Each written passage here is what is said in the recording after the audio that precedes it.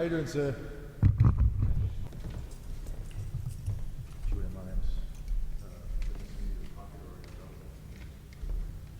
I dismissed? You're dismissed, sir. Thank you, Okay, Rabbi. nice to meet you.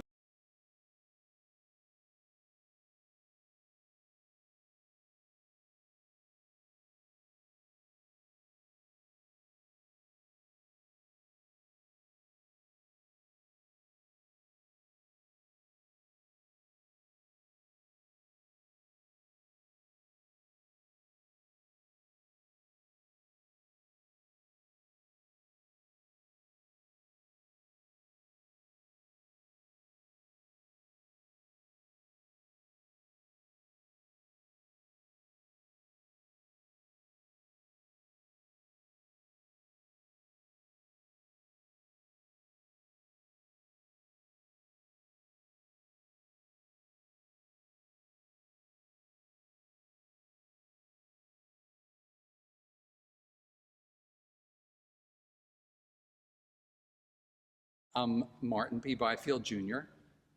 I'm the Sophie and Nathan Gumenick Senior Rabbi of Congregation Beth Ahabah, and we're standing here in our sanctuary. Beth Ahabah was founded in 1841.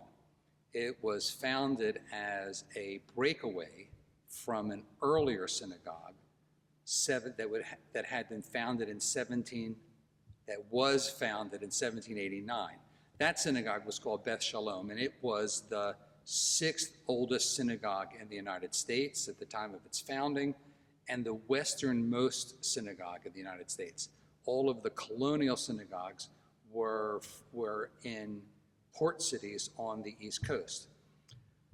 Beth Ahabah, founded as a breakaway of that congregation in 1841, the two congregations existed together for a number of decades until the 1890s, when Beth Ahabah absorbed Beth Shalom, and ever since then we have seen ourselves as the custodians of the full history of both congregations. So we think of ourselves as having been founded in 1789. This building that we're standing in now was constructed in 1904. It holds approximately 1,000 people, give or take, though there aren't many days of the year when it is completely full. The style of the synagogue is similar to other synagogues that were built around the same time. The exterior has a classical look to it with columns, and it has a dome, which you can't see. You'll edit out. It has a dome.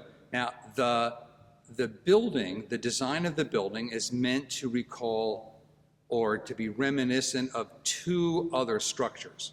One of them is the Pantheon in Rome. The other is the University of Virginia, designed by Thomas Jefferson. Both of those buildings are felt in this one, and that was, we believe, intentional by the architects, who were, by the way, Baskerville, which is still in existence today. We think that the design was meant to evoke the heritage of the early American period and the classical heritage from ancient Rome. I came to Beth Ahabah in 1998. I was ordained in 1975 and have served several congregations before coming to Beth Ahabah. I came here hoping, and as it's turned out, for the fullest part of my career. I was particularly attracted by a number of things about the congregation. One of them was its history, which is something that's important in Richmond, but also personally important to me. But also because of the energy and excitement of the members of the congregation. I felt that immediately, and Beth Ahabah, as important as its history is a functioning synagogue, so that it's our present and future that's much more important to us than our past. Like most synagogues, Beth Ahabah is busy almost every day. There's something going on. We have Sabbath services on Friday night and Saturday mornings. We provide the whole gamut of life cycle support and ceremonies for our members from birth to death. And we have a wide range of adult education, cultural activities. We have lots of activities that take place at the synagogue itself, but we also have a lot of activities that take place outside the synagogue. The congregation is more than just the building. The congregation is really its membership, and we do things where they are, as well as have them come here. We're also involved in activities around the community which are not specifically Jewish, but are more interfaith. We are part of a lunch. We provide lunch once or twice a month for the Richmond Friends of the Homeless. We participate in Caritas. We participate in other in interfaith dialogue groups. We're a pretty busy congregation, and located where we are, we like to think of ourselves as the preeminent congregation of Richmond. When people think of synagogues in Richmond, I think the first name they think of is Beth Ahabah. We have, and this is fairly unusual for synagogues in the United States, we have a museum and archives called the Beth Ahabah Museum and Archives. It's housed in one of the buildings of the campus.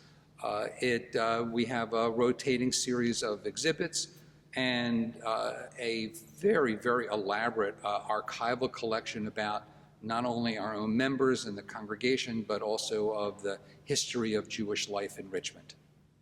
Well, physically, we expect to stay on Franklin Street. Franklin Street is our home. It is a statement that we make that we're part of Richmond, that we're part of the city, and we feel very strongly about that connection. So physically, we're going to stay right where we are.